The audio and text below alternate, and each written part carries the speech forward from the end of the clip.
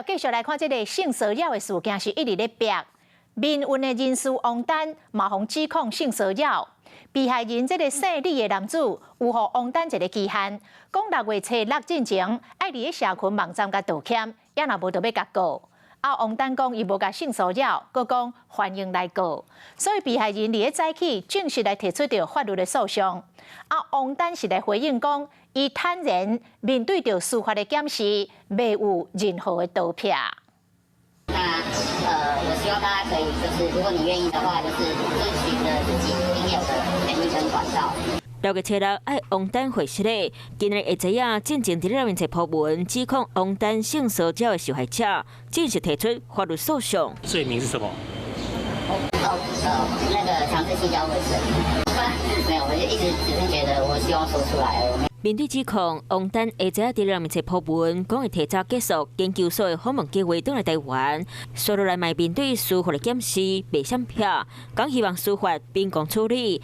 王丹会知影嘛无接记者的电话。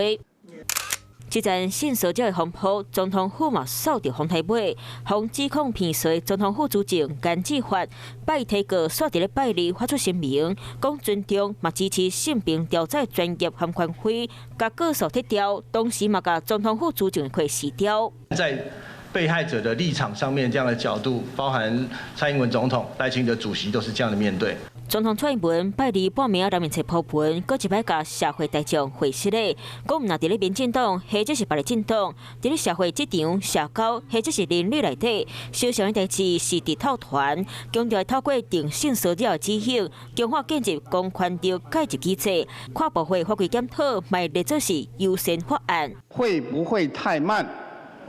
蔡政府执政已经7年了，而且他口口声声从过去就一再宣称最重视平权。民进党在正面面对这个议题要整体进步的时候，他们去讲说其他政党里面，包含国民党里面的受害人，他就说这个是民进党的侧翼。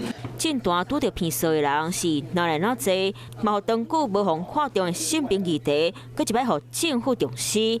总统下令为制度并改革，希望小小的代志袂阁继续发生。晚间9点，邀请您与世界同步，60分钟掌握全球脉动。World News 9，陈雅玲世界晚报给您崭新视野。